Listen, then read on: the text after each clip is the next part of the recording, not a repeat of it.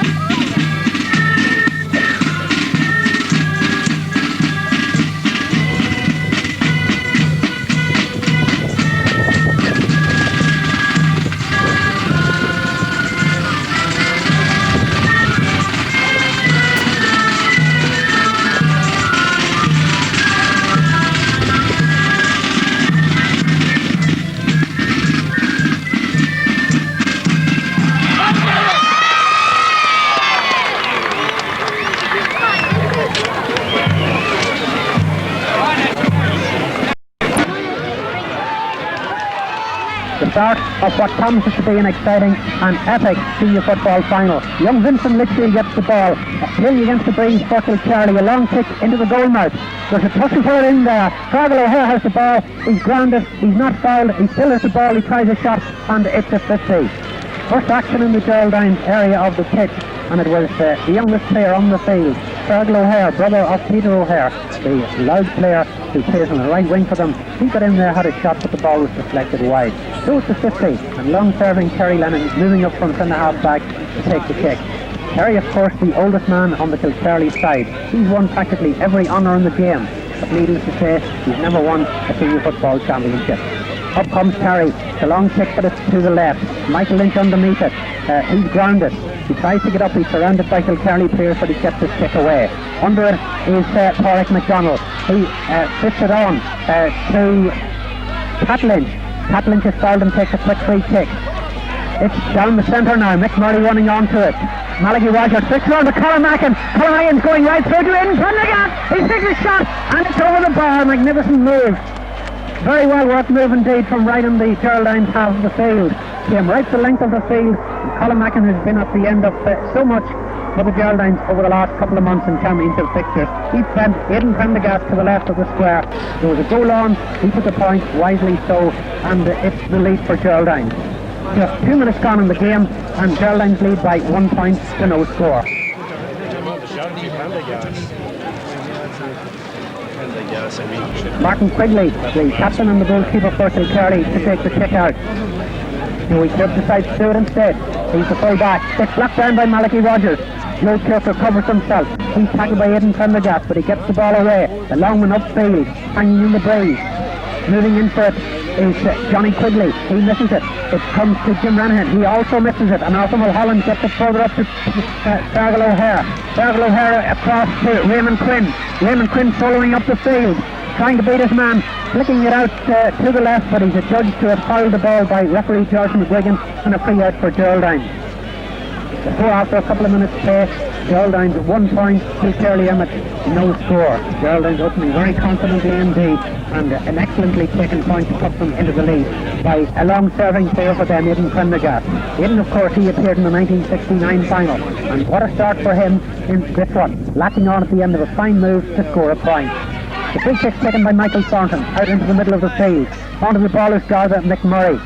Down the field again towards Malachi Rogers, but Joey Kirk takes it. He misses it. Malachi Rogers is coming through. He's tackled, but he gets his shot in, and the ball goes wide. Danger there indeed for Kilkerley, and a little bit of hesitancy in the full back line, which bodes danger for Kilkerley here in this first half. The full back line looking a little bit jittery at the moment. Malachi Rogers has got in twice. He was almost in behind the defence again there, and his eventual shot went out wide. Martin Quigley, the goalkeeper and the captain, I'm sure that at this moment he's a bit worried about the defence in front of him, but he's preparing to take the kick out. Not a very good one. It goes to Tommy Kirk. Tommy Kirk left-footed up the left-hand side of the field, hanging in the air again. Coming in for this captain, Pat Lynch. Very stockily built, strong player. Down the middle again. And Prendergast gets it to goal!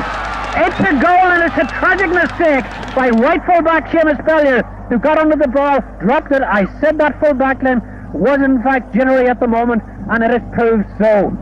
An absolutely terrible mistake, and what a start for Aidan Prendergast, the left full forward. He scored a goal and a point, and that's how Geraldines lead at the moment.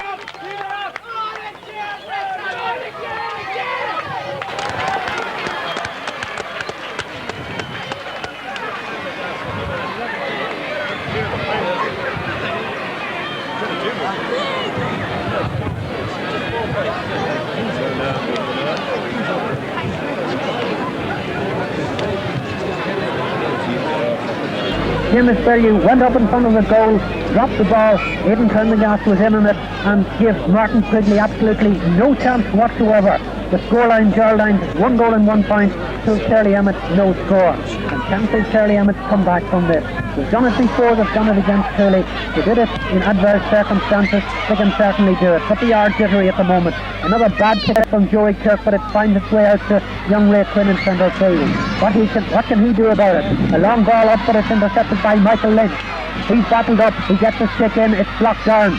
On the ball at the moment is Peter O'Hare. Peter O'Hare going up the wing. He's beaten, but the ball breaks loose to Johnny Quigley. Johnny Quigley to Arthur Mulholland. Arthur Mulholland soloing through, trying to shake off a tackle, taking the left-footed shot. It's high, it's not good enough, it's not long enough, but it comes back out to him. He tries another shot, it's blocked as well, and the ball comes out to Porrick MacDonald. He switches the ball across to the other side to Jerry Conroy, but it's too far, it's too long. The wind takes it, and it's gone out over the sideline for a line ball for Kilkerley Emmett. The score, Geraldines 1-1, Kilkerley Emmett no score. The sideline being taken by Terry Lennon way out on the right. I wonder what his feelings are at the moment with his side 4 points to nil down early in the game. He takes the kick way up the same side of the pitch. Up they go for it, the ball breaks loose again.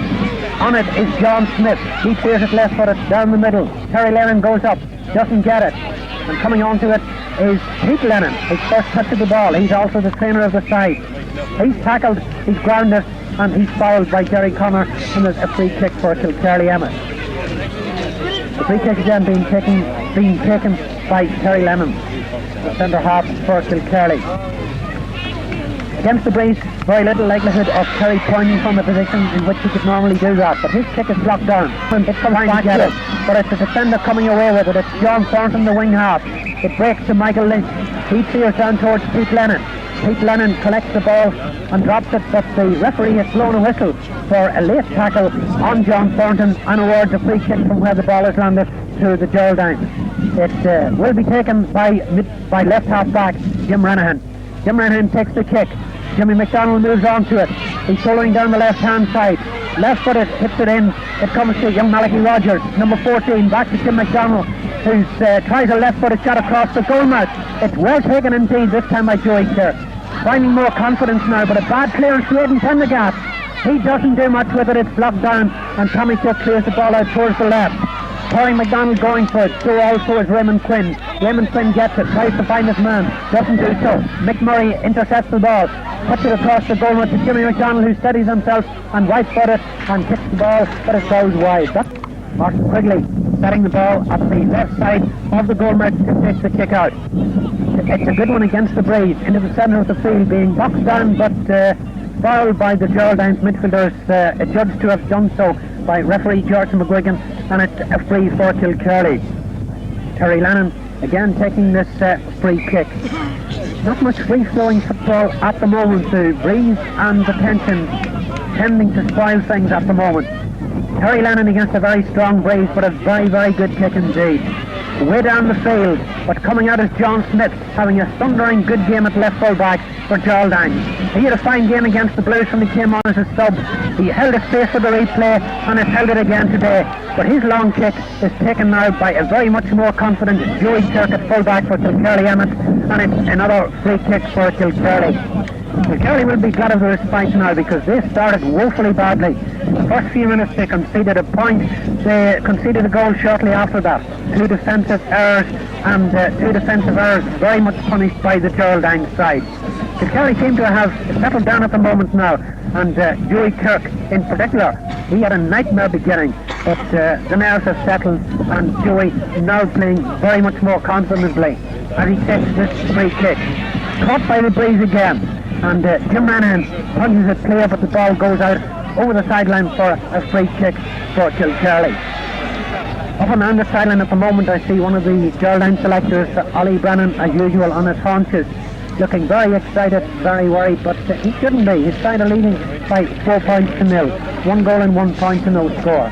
Terry Lennon again, how many free kicks and sidelines has he taken at the moment? Most of his energy is being expended on that, and a very good kick indeed, but a fine catch by Jim Renahan at left half back. Man of the match against the Newtown Blues, Renahan starting off today in the style in which he finished against the Blues, playing magnificently well. He takes the free kick himself, way down, but it's caught well indeed by John Lennon. That's his first touch of the ball, the third of the three Lennon brothers on the side today. He kicks the ball way up the field to Fergal O'Hare. Fergal O'Hare feeds it into Vincent Litchfield. Vincent Litchfield carries the ball through past Pat Lynch, and then makes a foul pass as he's confronted by left full back John Smith. George McGuigan, an expert on the hand pass. He has lectured clubs on the hand pass. He knows what it's all about. He can recognise a bad one when he sees one. He judged that to have been a foul pass and awards a free kick to be taken by left full back John Smith. Geraldines moving downfield with the breeze. A long kick down. The ball breaks loose as so many have done today, but it breaks for the Geraldines. Paul Renahan on the ball, he loses it. It breaks out to Vincent Litchfield, wearing number 11 and playing centre half forward for the Kilkerley side. He's beaten by his opposite number, Jimmy McDonald, number 11 for the Geraldines. He carries the ball some 30, 40, 50 yards, left footed across the goal. Colin Magan is in on it, and Martin Quigley makes a magnificent double save. It looks as if it was almost in. Martin Quigley got his hand to it. He managed to keep it out. The ball wasn't clear of danger, but Martin got to it again and cleared it out left. And Kilkerley get the ball away up this right-hand side. But Pat Lynch is fouled by left full forward Arthur Mulholland, and it's another free kick for Geraldines. That was almost another tragedy for the Kilkerley defence. The ball almost sneaking under the bar, but Martin Quigley very much equal to it. The free kick taken by John Smith. It breaks down to Mick Murray. Mick Murray out to number 14, Colin Macken. Colin Macken left footed, sends the ball in, but Terry Lennon intercepts and clears out to Ray Quinn. Ray Quinn on the ball, juggling with it and soloing and clearing of field. Jim Renahan underneath it. He doesn't go with it. Pat Lynch recovers. He's met by a very fair and a very solid tackle by Fergal O'Hare, but he gets his clearance down the field. It's intercepted by John Lennon. John Lennon, low upfield, there's nobody there but John Smith, who first times it back down again. On the ball, Terry Lennon, rushing past Jimmy McDonald at the second attempt and clearing, but he's fouled as he clears, and a free kick from where the ball has landed to Terry Lennon. Score at the moment, Geraldines, 1 goal and 1 point. Kilkerley Emmett, no score. Kilkerley settling down, but haven't threatened the Geraldines goal of yet. Not from the very first attack, from which Fergal O'Hare had a shot selected for a 50. They've had no shots on goal. It's John Lennon, a younger brother of Pete and Terry, taking the kick. A long kick, way up into the left corner.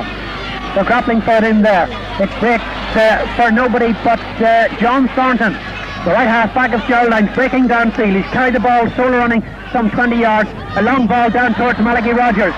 He misses it. So does Ian Prendergast is in again, behind the defence, and Martin Quigley comes out to save. But Prendergast gets the ball again, and it's over the bar. And what a performance! It's a one-man show here today by Aidan Prendergast. Oh, another slip. Another bad mistake by the defence, letting in Aidan Prendergast onto a mistake in the full-back line. Martin Quigley saw the danger, came out, deflected his shot out. Prendergast very quickly recovered, got the ball, and right-footed put it over the bar to make the score 1-2 for Geraldines, no score for Kilkerley. And all 1 goal and 2 points being scored by left corner forward Aidan Prendergast.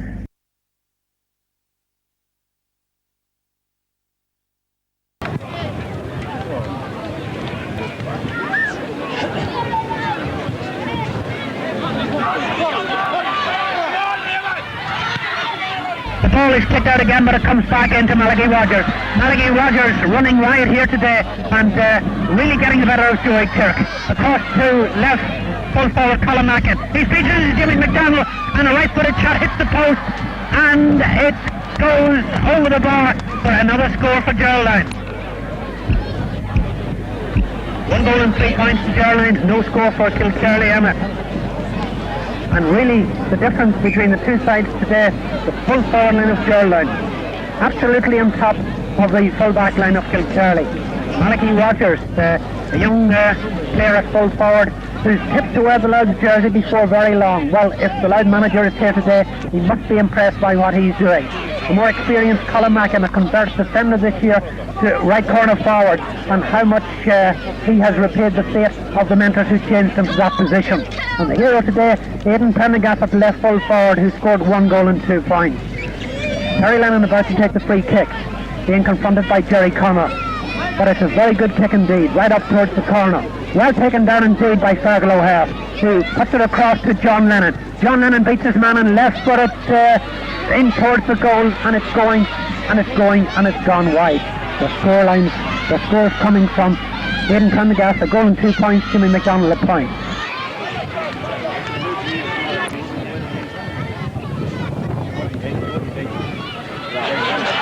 John Lennon on the ball again in the centre of the field. Arthur Mulholland, big strong Arthur, gets the ball into Vincent Litchfield. He's beaten by the more experienced Pat Lynch, but Vincent Litchfield gets the ball again.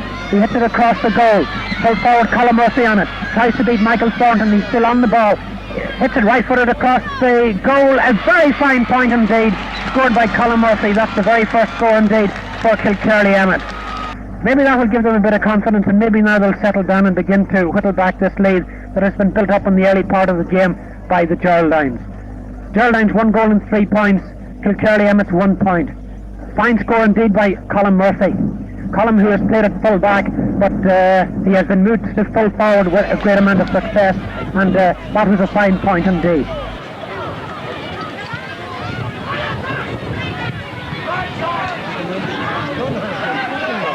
The ball in the centre of the field with Mick Murray. He loses the ball, but he's fouled. The referee, George McGuigan, blows his whistle. A quick free kick taken by Geraldines. Pauline McDonald into Mick Murray again. Mick Murray left-footed down towards the goal. That one's a bad one. Ball into the middle of the field again from goalkeeper Martin Quigley. Jimmy McDonald on the ball.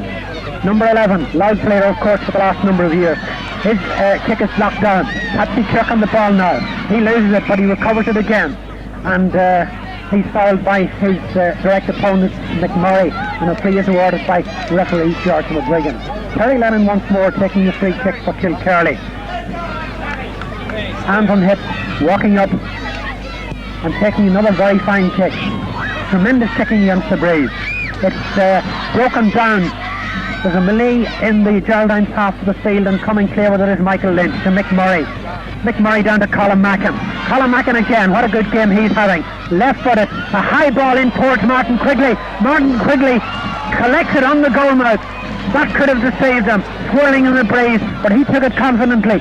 Seamus Bellew catching the ball from his skewed clearance confidently. That will do Seamus Bellew the world of good and is confident. He hasn't had a good start to this game, but he collected that ball wide, that ball well, and he was fouled, and the referee has awarded a free kick.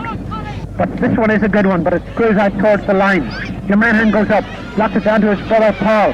He's beaten by Pete Lennon. Pete Lennon into Arthur Mulholland, who's beaten by Pat Lynch. Pat Lynch is soloing downfield. He's inside the Kilkerley half.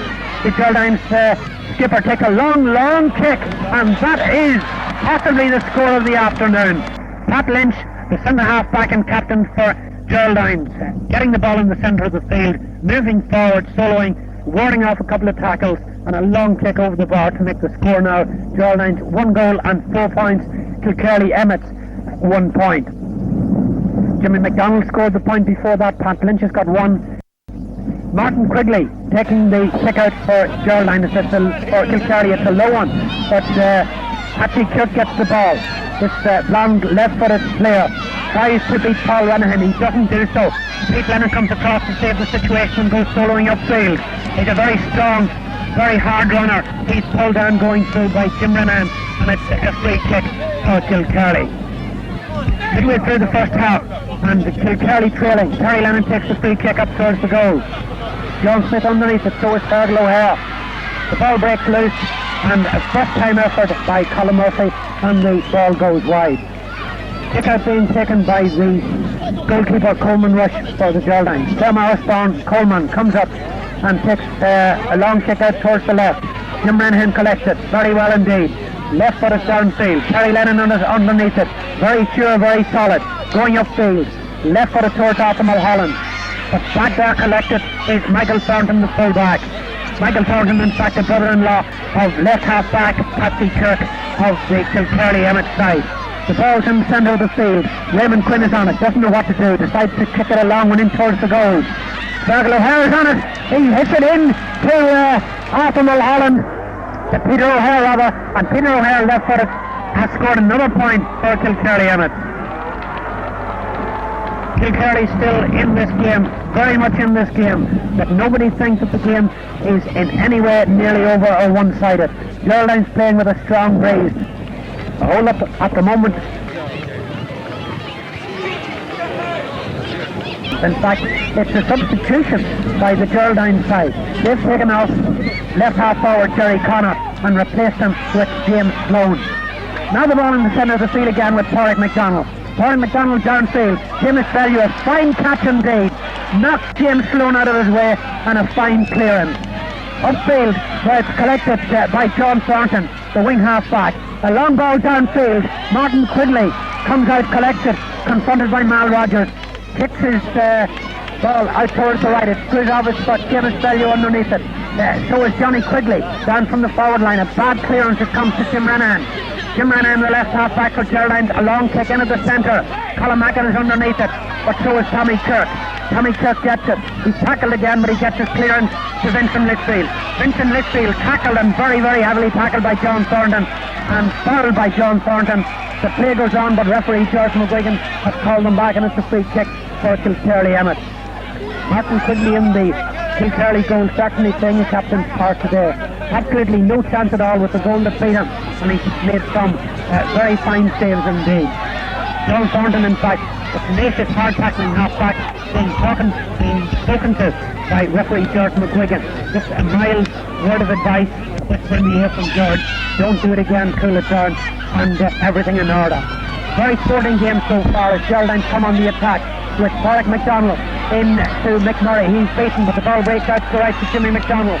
Jimmy MacDonald on the ball, tackled by Terry Lennon. He beats Terry Lennon. He's coming infield, into the centre, onto his left. A kick across the goal mouth, in towards James Sloan, but Seamus Bellew is there, and he knocks the ball wide for a save.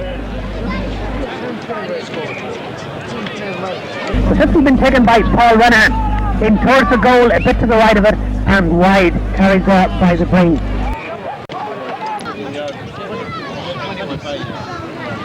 The kick out by Martin Quigley, out towards John Lennon. Jimmy McDonald using his speed to get onto the ball, but the ball breaks off John Lennon for a sideline ball for Geraldines, to be taken by Jimmy McDonald. The son, of course, of the legendary Jim McDonald, who played with the Louth team in 1957 at full forward. The young Jim McDonald now taking the kick, a very good kick indeed, coming right across the goal. Malachi Rogers up beautifully for it, a magnificent tap. He turns and hits a magnificent point indeed.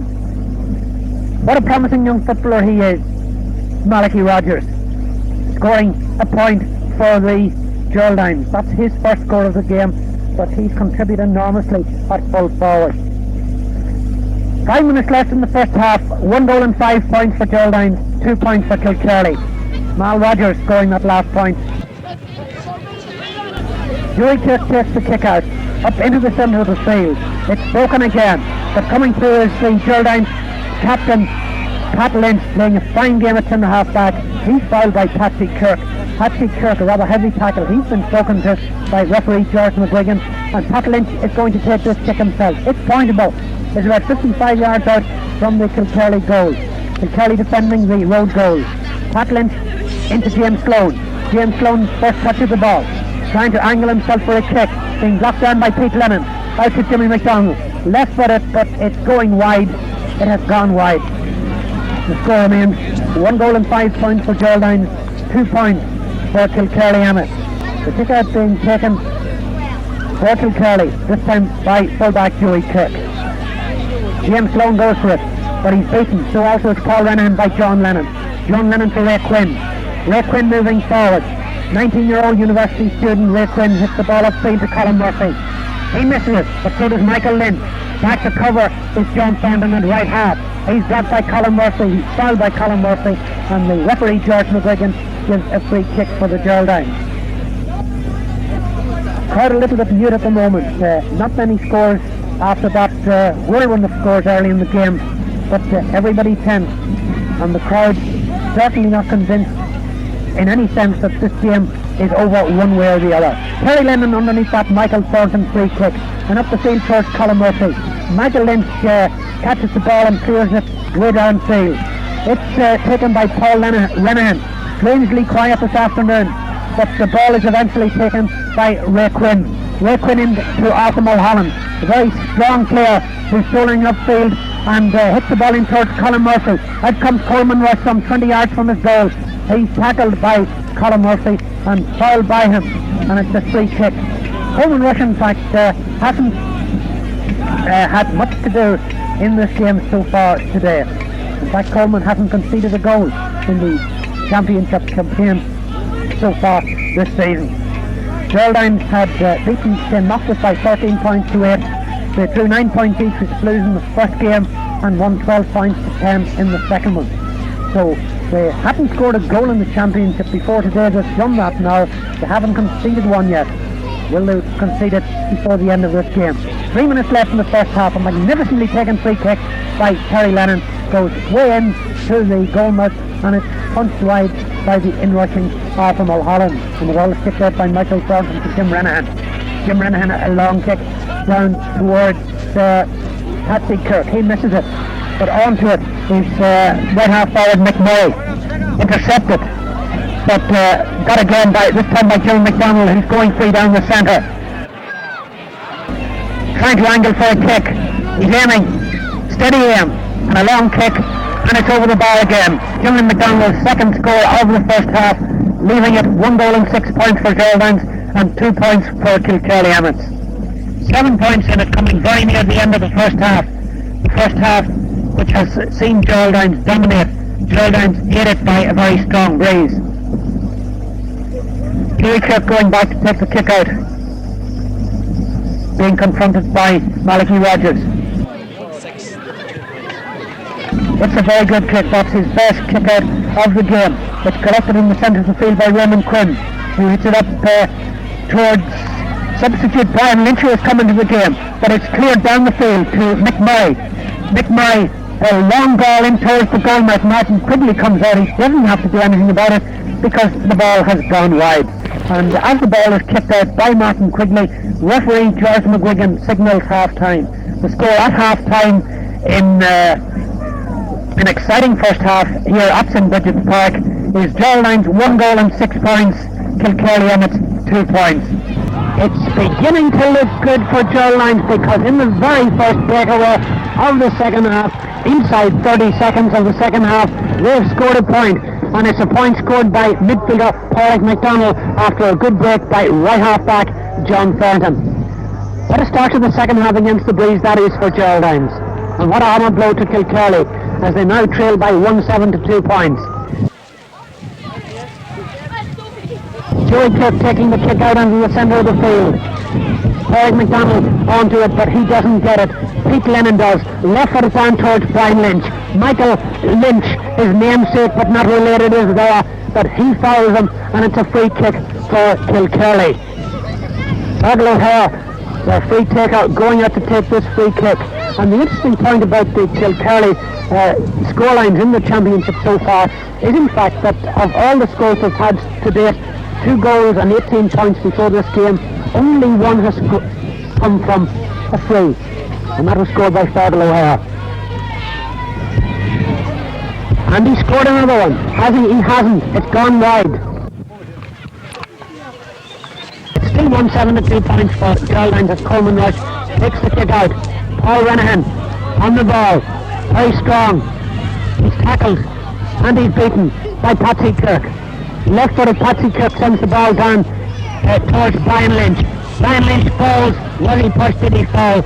The referee decides that Michael Lynch had absolutely nothing to do with that and awards a kick out to Geraldines to be taken by Coleman Rush. It's Coleman's second season with Geraldines. Carmarthenshire bank official based in Dundalk, and as I say, has yet to concede a goal in the championship. Very strongly built big man takes the kick out against the Breeze. Paul Renahan tries to get it, he doesn't, but Paul McDonald, his midfield partner, does. Upfield towards Colin Mackin. Colin Mackin is on the ground, put there by left full-back Tommy Kirk, and a free kick. Taken quickly by Paul Renahan, the ball was moving, the referee decides it has to be taken again. Paul Renahan, the nephew of the legendary Jim Tuft, takes the free kick. Jim Tuft here, very much here and very excited. I see him on the line cheering for his nephews and his team, Geraldines. Paul Renahan takes the kick in towards the centre. It beats everybody except it's Jimmy McDonald coming in on the ball, having a shot. James Sloan actually deflected over the bar for another point for Geraldines, and it's beginning to look good for them in the first few minutes of the second half. James Sloan introduced as a substitute. The ball broke loose. It was on the ground. He tried a shot. It took a deflection and it went over the bar. 1-8 to 2 points for Geraldines. Vincent Litchfield on the ball for Kilkerley. Into Peter O'Hare, who has switched into full forward. He beats Michael Thornton, but he's fouled as he's about to take a shot straight in front of the goals. A free kick, and this obviously must be a point for Kilkerley. Fergal O'Hare coming over again to take it. 1 goal and 8 points for Geraldines, 2 points for Kilkerley. And Kilkerley will certainly have to start piling on the scores in this second half if they're to catch Geraldines. That ball is kicked over the bar. Not the loudest cheer of the afternoon by any means for that score, but it's still a score. It pulls one back, and it leaves the score Kilkerley 3 points and the Geraldines 1 goal and 8 points. Still breezy, but still fine here at St. Bridget's Park. And I must say that St. Bridget's Park looking an absolute picture as Coleman Rush takes the kick out into the centre of the field. Raymond Quinn, who has got into his shell for the moment, gets to John Lennon, his midfield partner, downfield towards John Smith. John Smith is tackled by Vincent Litchfield. He gets his clearance up towards the sideline. The ball breaks off one of them over the sideline. John Smith takes the kick out inch towards the centre of the field. Underneath it is Aidan Prendergast, who had such a magnificent start to the game, to Jimmy McDonald. Jimmy McDonald heavily tackled but still retains the ball. Up to Colin Mackin in the left corner. Colin takes a long kick, but for once Geraldines have failed to score. They've been remarkably accurate in this game. That one, Colin Mackin switching from his position on the right of the attack over into the left corner. He tried a shot from all of 30 yards out towards the left wing, but the ball went wide.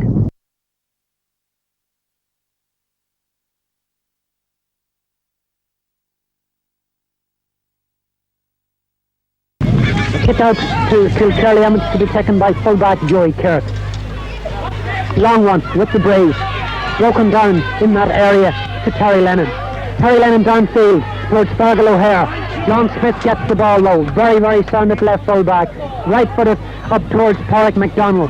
He's tackled by John Lennon but beats John Lennon very, very easily indeed. Moves upfield and hits the ball in. So it's collected by right fullback Seamus Bellew. Seamus Bellew, a long ball downfield. Up goes Fergal O'Hare, very well caught indeed. And left footed over the bar. What a magnificent score indeed. And that must be the best move of the game and the best score for Kilkerley Emmets. It came right from the back line all the way down to Fergal O'Hare, who for one of the few occasions today beat his opposite number John Smith, cut infield and left footed sent the ball over the bar. They're very much back into the game. 11 points to 4 for Geraldines. 1 goal and 8 points to Geraldines. Kilkerley Emmets 4 points as Coleman Rush takes the kick out. Again towards the centre of the field. It's towards Mick Murray. Mick Murray runs for it along with Johnny Quigley. Johnny Quigley gets it downfield again towards Brian Lynch and Michael Lynch. Brian Lynch fields it very well indeed. A broad breaks, it's lifted off the ground by Michael Lynch. He's seen by referee George McGuigan. He hasn't missed very much at all, if anything, today. He blows the whistle for a free kick for Geraldines, and this one is going to be taken by Fergal O'Hare's brother Peter O'Hare. Peter, Limerick based, he's been training down there, very fit and very eager. He's of course played for Louth in the championship this year. This free kick well out towards the sideline. If he gets it, it will be a great boost for Kilkerley. It's a very well sighted free kick indeed. A magnificent kick from Peter O'Hare, from almost on the sideline, going straight as a die over the bar to bring the scoreline now to 1-8 to 5 points. And back into the game very much indeed, as I see another substitute being introduced into the game. In fact, the changes in the side seem to be that Pete Lennon will be moving towards the attack. Coming into the game instead of Johnny Quigley is Martin Quigley. But Pete Lennon is on the ball now. Way downfield towards Peter O'Hare and Michael Thornton. Michael Thornton gets the ball but drops it. Peter O'Hare has it. He's trying to angle for a shot. He does. He screws it over his shoulder. It's over the bar again. Beautiful score indeed by Peter O'Hare, who scored the last 2 points for Kilkerley. What a game it's becoming now. Only 5 points in it. 1 goal and 8 points for Geraldines, 6 points for Kilkerley Emmets. And we're only 10 minutes into the game in the second half. 20 minutes left. Anything can happen, and it probably will, as Coleman Rush takes the kick out.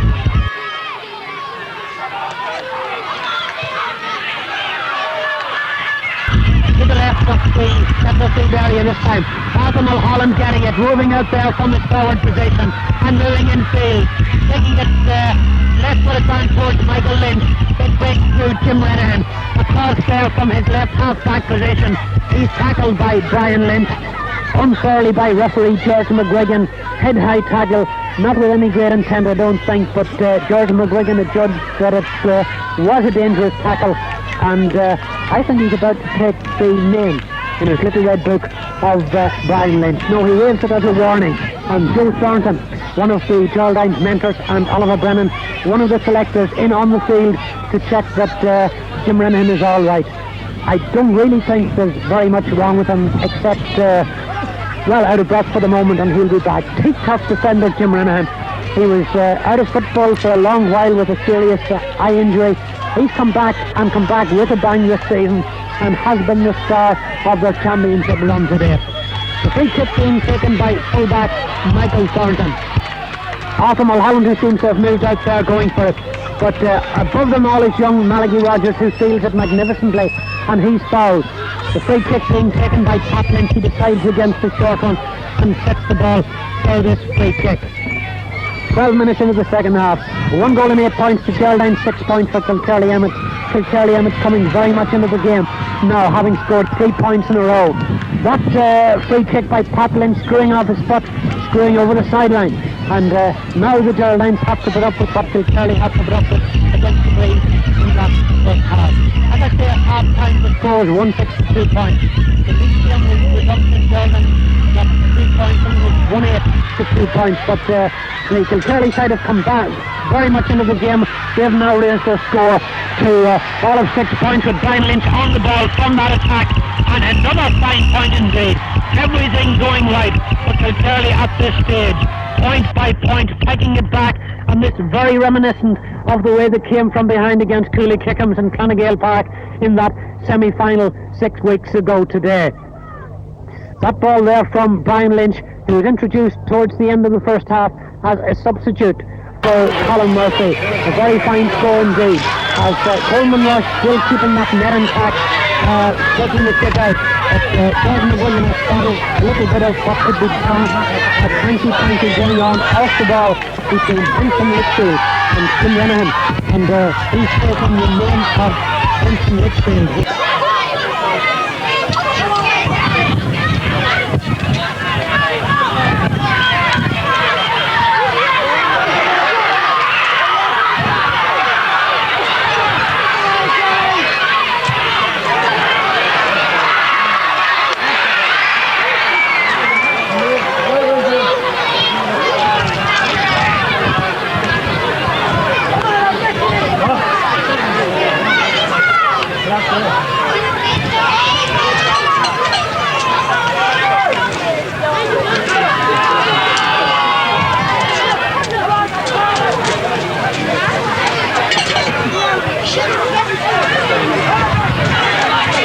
Ball out into the centre where Maggie Rogers is. He seems to have changed positions with Paul Renan. He puts the ball across towards Karen McDonald. Karen McDonald in towards Colin Mackin. And going for the ball is Mick Murray, very, very speedy indeed. He tries to get away, succeeds in doing so, but Tommy Cook recovers to put the ball out for a 50.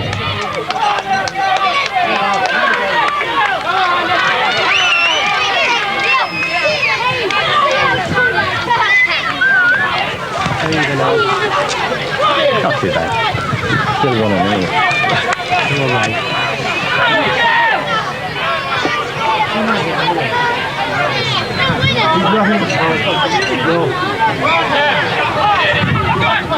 He's 4 points in it. Kilkerley Emmett 7 points. Geraldines 1 goal and 8 points. 4 points in it as Paul McDonald takes that 50. It's blocked down in the Kilkerley defence. The ball breaks loose, comes across towards Colin Mackin. Colin Mackin angling for a left-footed shot, and a fine shot indeed. It's a point for Geraldines. 1 goal and 9 points to 7 points. The Geraldines leading now by 5 points. We're now halfway through the second half as the Kilkerley side prepare to take this kick out.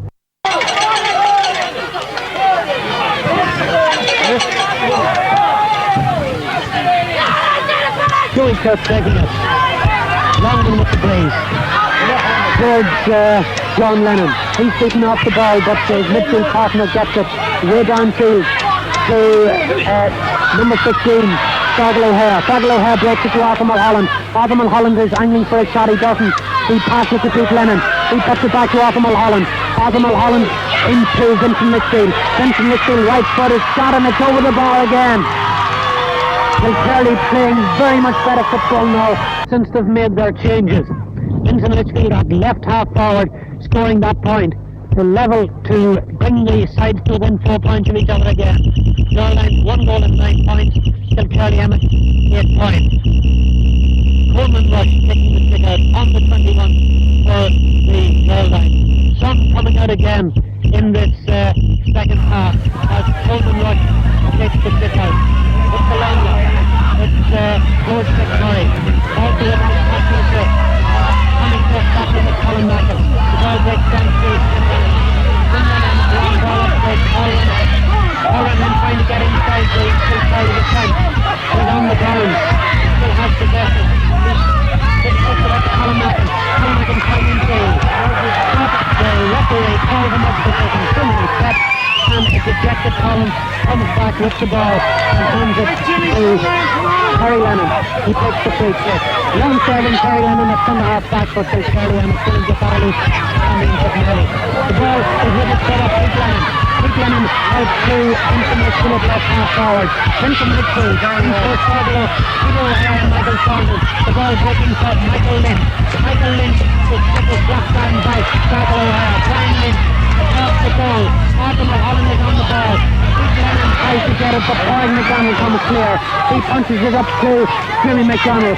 Jimmy McDonald beats Terry Lennon. He beats John Lennon when he's going upfield diagonally across the ball, across the field on his sideline. Into Malachi Rogers. Malachi Rogers punches it further in towards Aidan Prendergast. Aidan Prendergast takes his shot in towards the goal.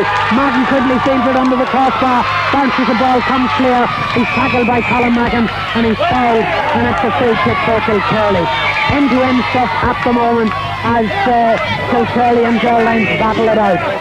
The bottle being brought in to his teammate by Johnny Quigley, substituted but very much part of the same here, very sportingly now, urging on his teammates as they try to battle back against the Geraldines. Free kick to be taken by full-back Richard. The ball coming out towards the centre of the field, towards West End. He's waiting for the ball by Malachi Rogers. Malachi Rogers is fouled, and it's a free kick. A free kick for Geraldines, this time to be taken by Jimmy McDonald himself. We're entering the last 10 minutes or so of this game.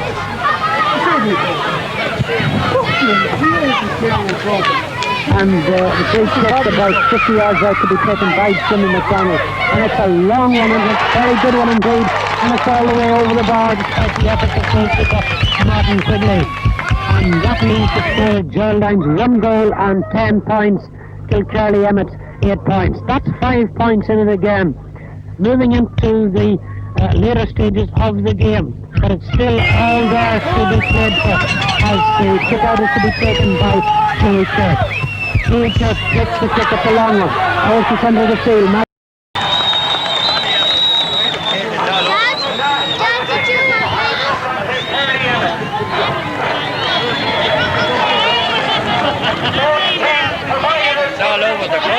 I don't know. Good kicking, good scores, good from the bottom of my heart. Lizzie. The football of the Padres.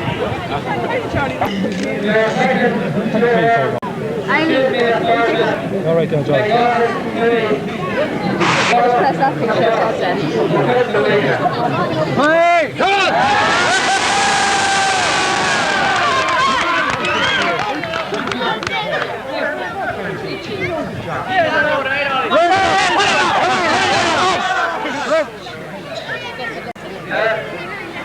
The mayor of the league to receive this cup on behalf of Geraldines Club and team. We've lately embodied the Geraldines last one senior championship, and we're led to the new world to welcome to the Geraldines tonight. We will want to stay here for the years, and we will want to keep it.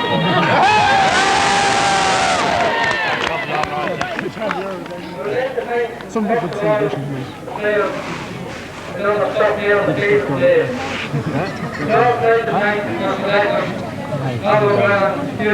Amen.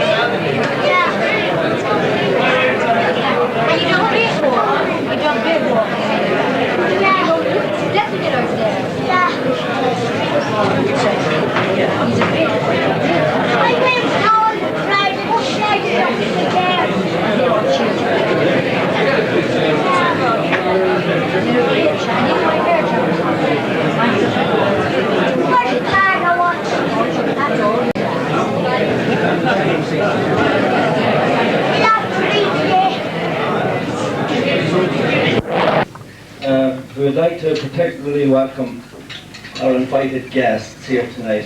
First of all, the players and their wives and girlfriends who did a great job for us today.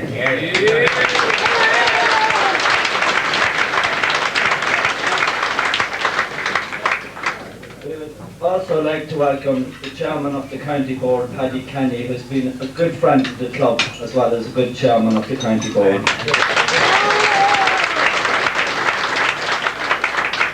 We'd like to welcome also our parish priest, Canon Campbell, and all our distinguished honorary presidents of the club, honorary life presidents. We'd also like to wish Tom Dunn a speedy recovery from his little illness today. I believe he's coming on quite well.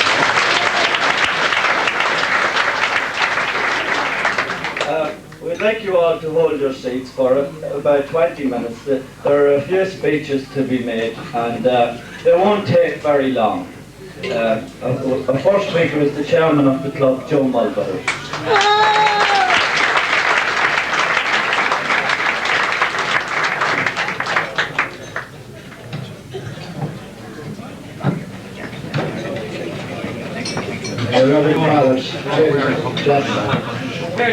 I think Jim has made a very good job of that, so I haven't very much to say. Only to congratulate our team on the magnificent win today, bringing the Joe Ward back, well, we hadn't it before, to the parish of Hagerstown. I would like to congratulate the players who are out there today to a man.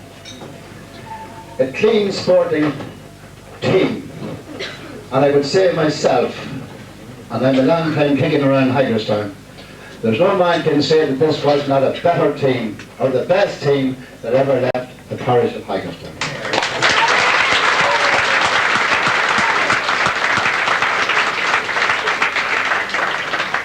I would like to thank Kevin Lynch, Hughie Casey and Oliver Brennan for the magnificent job they did on this team this year.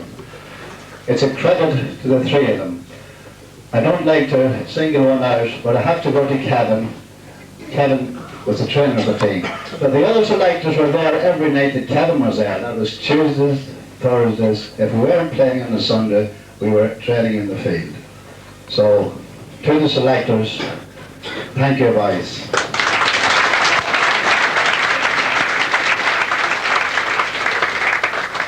I will conclude by saying, on the occasion here tonight, there is one man I have to mention.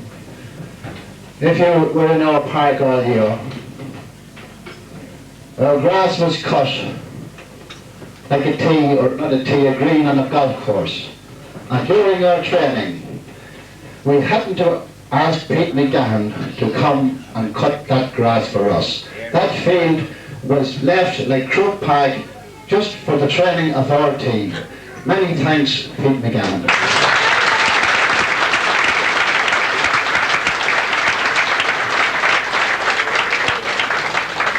Finally, I would like to thank all the supporters of the club who help us in our fundraising, who were there supporting us in every game we played.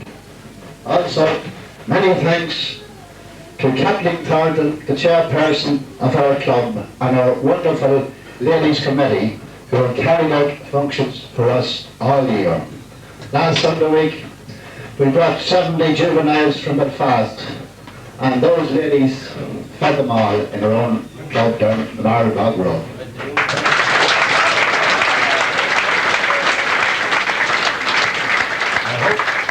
I hope everybody enjoys themselves and that we'll be back here next year with your word again. Thank you.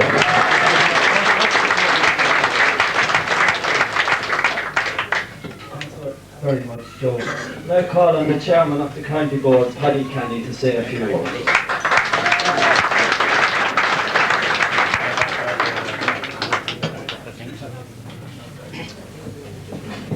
Cordia, I haven't very much to say, but I would just like to congratulate you again on your tremendous victory today. I'm very glad to be associated with this victory function here tonight. And I'd say that it's the first time the county champions have seen fit to ask me as chairman along to a do on the night of their game, and I'm very grateful to the club for it, and in particular to Joe Mulvey.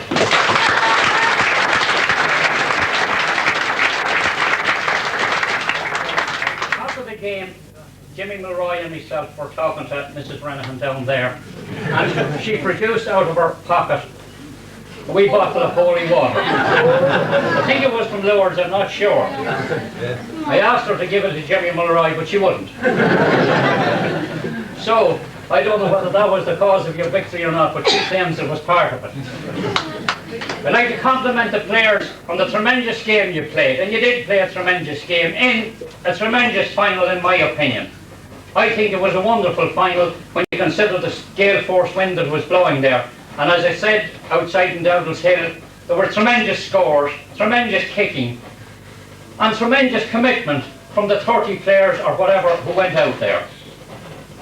I'd like to compliment your selectors, and I'd like to be associated with what Joe said in relation to Kevin Lynch in particular, because I do know, I've heard it from members of your club, that he put you through the ropes the whole year long, and particularly I believe in the early stages, and I suppose that's when the foundations of victory were laid.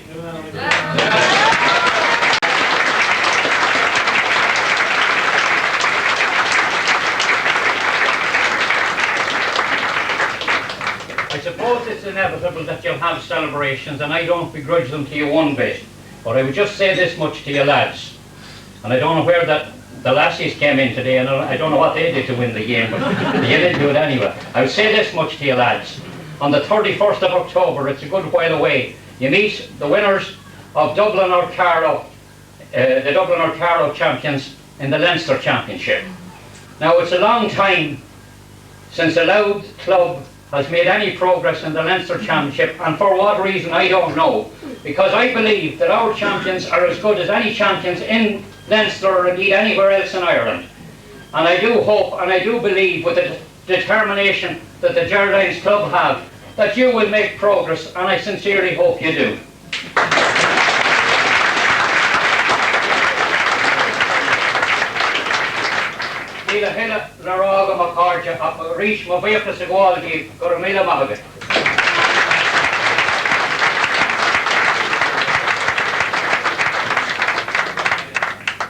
I think Paddy reflected everyone's opinion that Kevin Lynch's contribution to the club this year has been invaluable.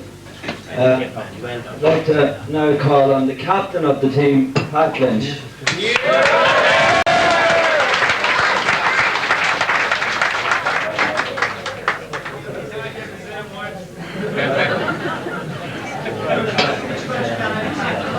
Well, I haven't very much to say because I said a speech today and I was going to include more people in it. I thought that I'd get complicated. I'd just like to say what everybody else said, thank the supporters and especially Kevin for having us fit enough to win the day. And I think it'll be bad to let this time pass without mentioning Jimmy McGeough, who done a lot of work for us in the club. That's all I have to say.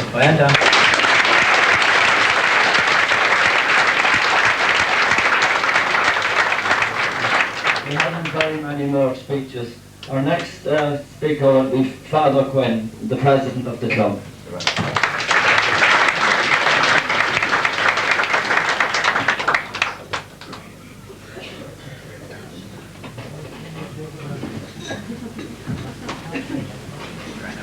let me say straight away that I'm absolutely delighted to be here, associated with the club on this great victory. Can you hear me? Yeah.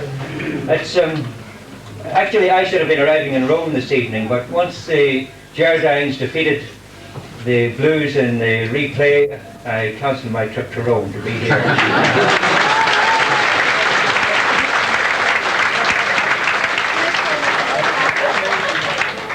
If it had been New York or San Francisco, I'd also have cancelled it.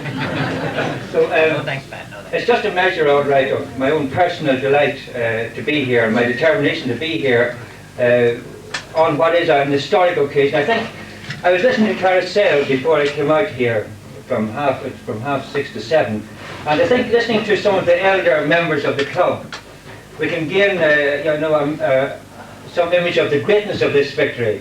Now, going back 60 years to the last victory, and even in fact beyond that, I think that wasn't a victory won in the field of play at all, that particular one.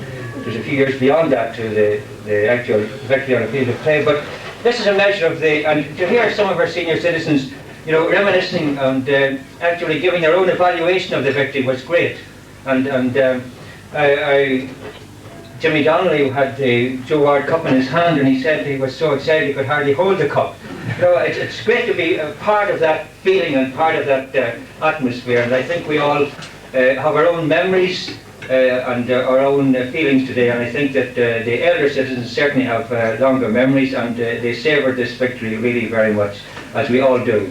So I would just simply say that okay, if you want to congratulate us, it's a long list of people who deserve congratulations, and Joe Mulvale, the chairman, has already mentioned those who ought to be congratulated.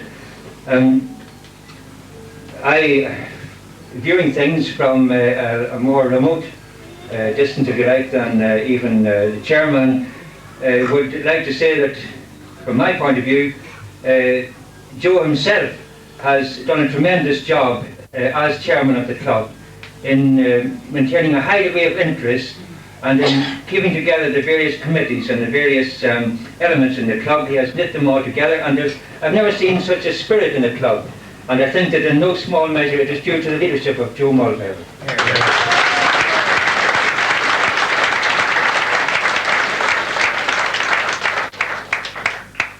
And I know, of course, the name of Jimmy McGeough has been mentioned by the team captain, Pat Lynch, but I know myself that Joe has been and was, of course, and we know, such a great and close friend of Jimmy's, and I know myself that even in the hour of victory, even in the replay victory against the Blues, and today in the moment of victory, winning the senior championship, I know that he himself was thinking of one man, and that was Jimmy.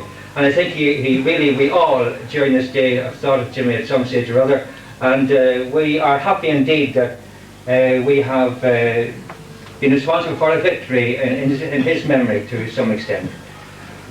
Maybe there are more things I could say, lots of things I could say, but I think it's really a delightful day, and I think that it's only maybe during the week that it really will dawn on us that we have had such a great victory, that the Geraldines are now the county champions, and as has been said by the county board chairman, there is a new field of activity opened up to us in the All-Ireland Club Championship. And I think that we are geared very well to do well in that championship. We have a team that's the best team that I've seen in Hagerstown, the best trained team, the fittest team, and I think the team with the greatest ability. And I look forward to the team having a very successful run in the All-Ireland Club Championship. I think that's enough for me at the moment.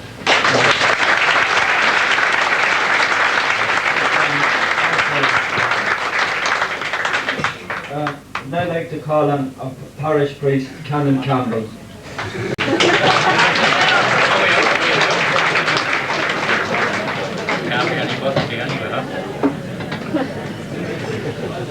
No, Jim, that's...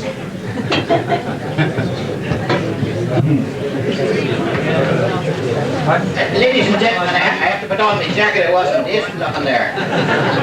Well, I think everybody else, I'm delighted. It's just, what else can I say? These lads were magnificent.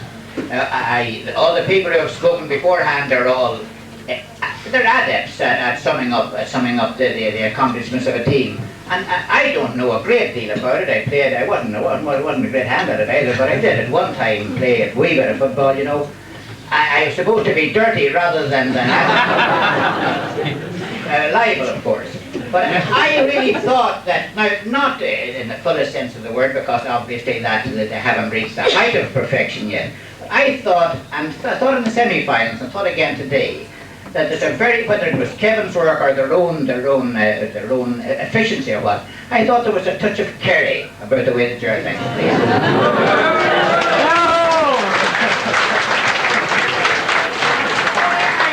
I'm very serious about that. They had, first of all, some of their fielding was absolutely magnificent. It was first class.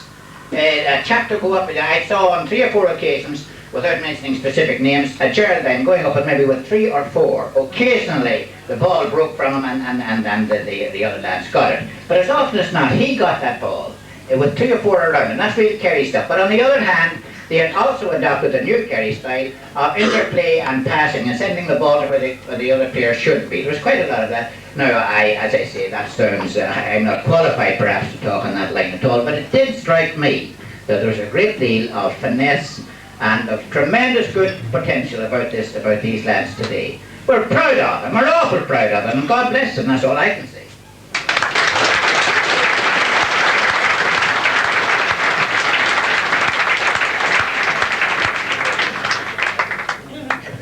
And now, finally, you'll be glad to hear we have a very pleasant duty to perform. We wish to make 2 presentations to 2 very special people.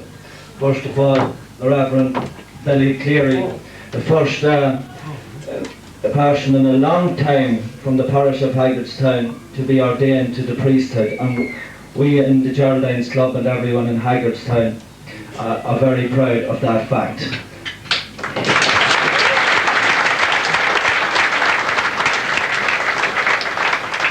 And we also will be making another presentation to another special man, Father Quinn, who has been a great president and worker for our club since he came to the parish.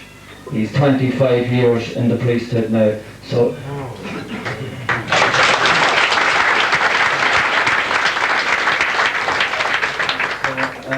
first of all, I will call on the Vice President of our club, Roger Lynch, to make a presentation to the Reverend Cleary.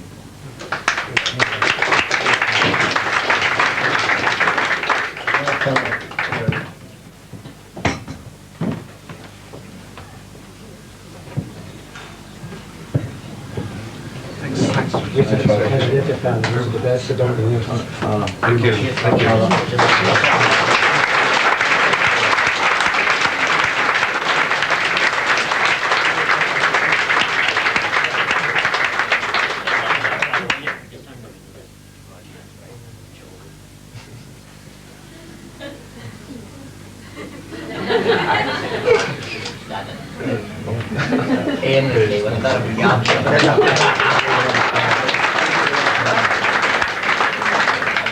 The chairman of the club, Joe, will make a presentation now to Father Quinn.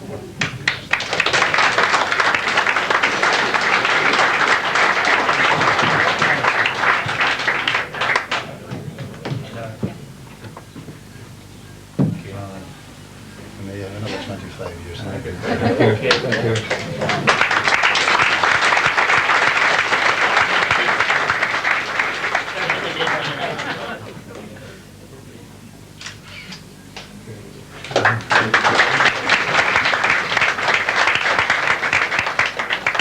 Finally, we'd like to thank the management and staff of the Fairways Hotel for accommodating us here today and giving us this lovely meal. They always come up trumps. I'd like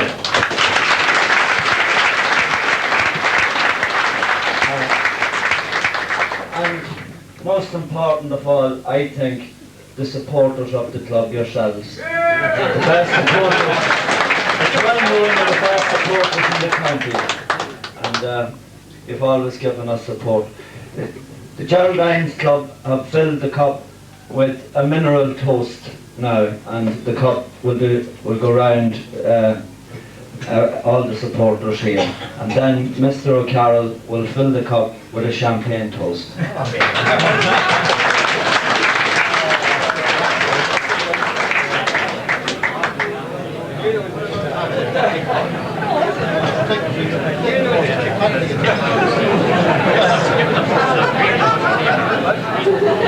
Calling the captain Pat Lynch to take the first drink out of the cup.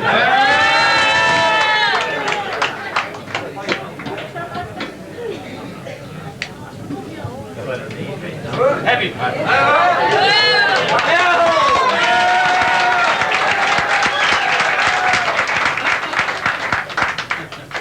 Pat, would you do it once more? Don't have to drink it. Pretend you're doing it. Don't have to drink it. It's not like you don't have to drink it.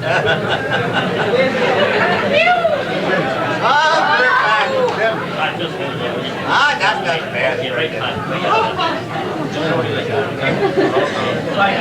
not fair. Don't have to right. Through your face. Right.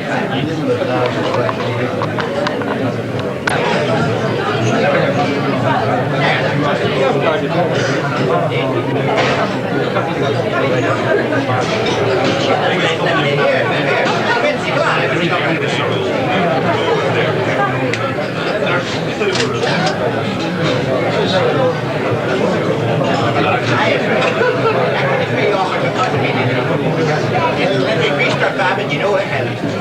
You don't know where you get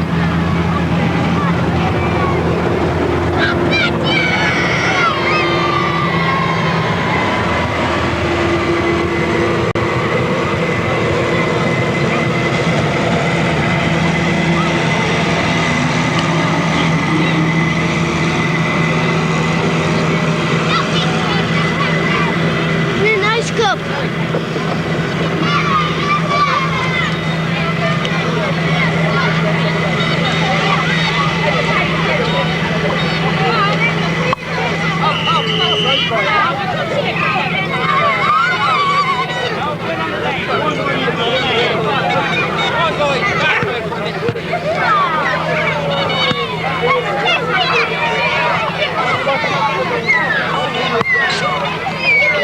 on the telly.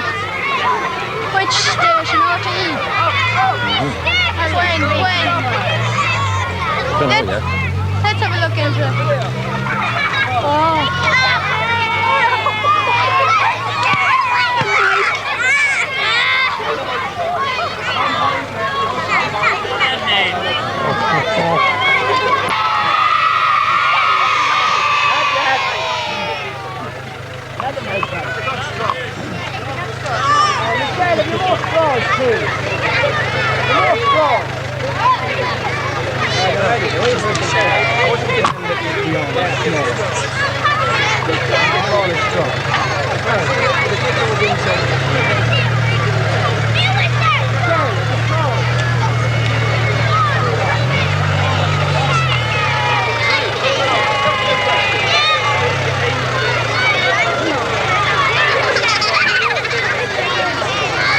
Good job we only win it every 60 years. Isn't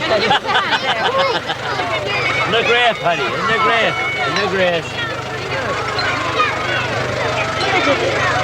Hey, Anne, you want to go in there and take a few of these? I want to see. Anna, you Anna, come in this side.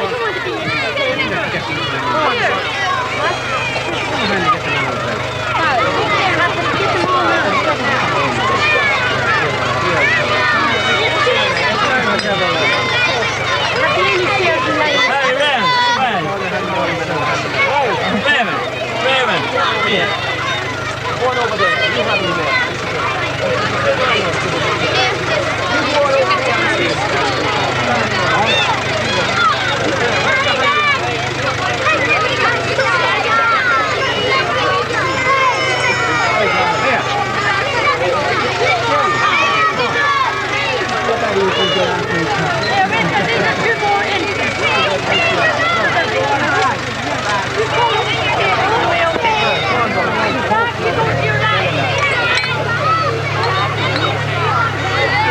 Hope the 10 weeks all.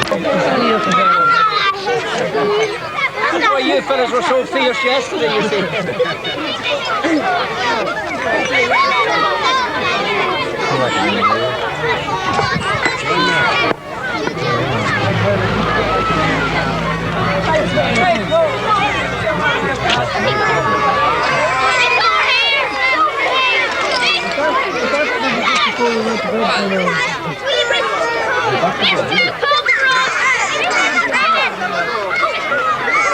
Don't come over.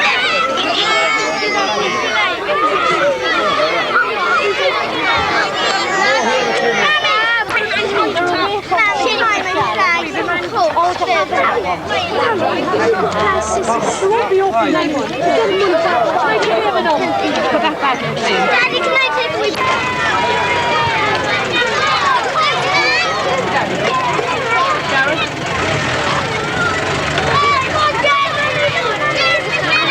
That's the wrong colour. That's the wrong colour and stuff you're getting there. Hello, Murray. Here, come here.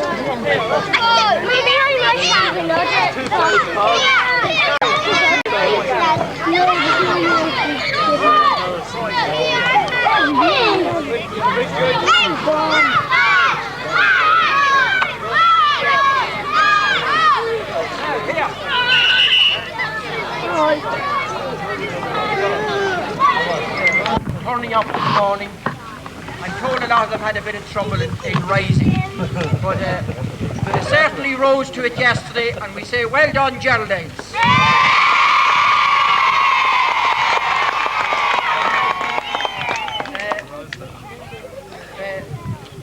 15 minutes to go yesterday.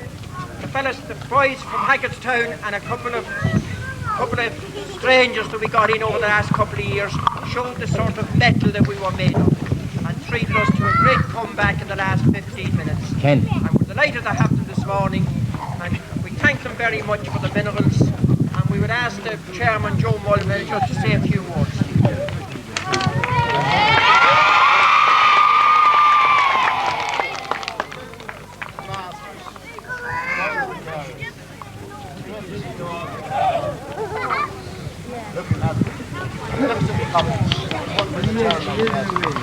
The only thing I have to say to you is one thing, hopefully someday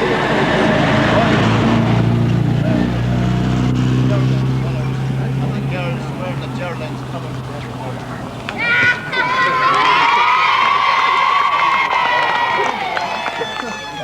Now, we have a special treat for you. After the match yesterday, I heard a past pupil of mine speaking Irish. I don't know who taught it to him. So I would call on Pat Lynch to say a few words. Come on, Pat.